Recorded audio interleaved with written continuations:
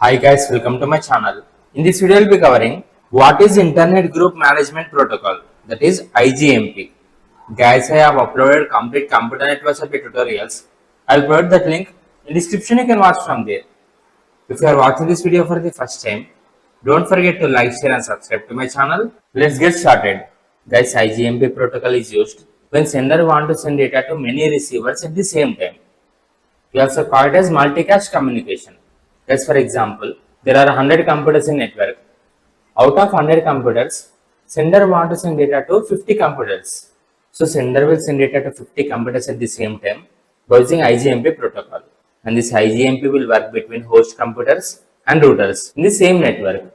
That is nothing but whenever one computer transfers data, the data is forwarded through various routers. And then by using IGMP protocol, router will identify that which device want to receive data, and then router will send data to only those devices. Yes, IGMP is very important because without IGMP, multicast data will go to all devices in the network, which will waste bandwidth. Yes, for example, there are 100 devices in network, but only 50 devices want to receive data. So by using IGMP protocol, we can send data to only those 50 devices. If we don't use IGMP protocol, then we need to send data to all those 100 devices in the network. As some devices don't want data, so bandwidth will be wasted. So with IGMP, only interested devices will receive multicast data. So traffic will be reduced and performance will be improved. Guys, we'll use IGMP in live video streaming and in internet TV, video conference and online games. These are steps in IGMP. And the first step is, guys, for example, there is host computer. Host computer is nothing but computer which will transfer data. It is known as host computer. For example, let us say there are 100 receivers which want to receive data. So host computers and as well as all interested receivers, they all need to join in multicast group for communication. If all devices want to communicate each other, they need to join in multicast group. So in order to join in multicast group, all devices need to send multicast message to router.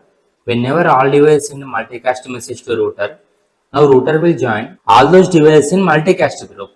Now sender will create multicast data which you want to send, and then he will transfer data to all receivers who are present in this multicast group. Now data is successfully reached to all receivers. After receiving multicast data, sender don't have any data to send. Now sender and as well as all receivers, they will leave this multicast group by sending leave message. So whenever router receives leave messages, now router will remove those devices from multicast group. This is how communication happens in IGMP. Router will join all devices which want to communicate each other in multicast group. After sender successfully transferring data to all receivers, now all of them will leave that group by sending leave message to router.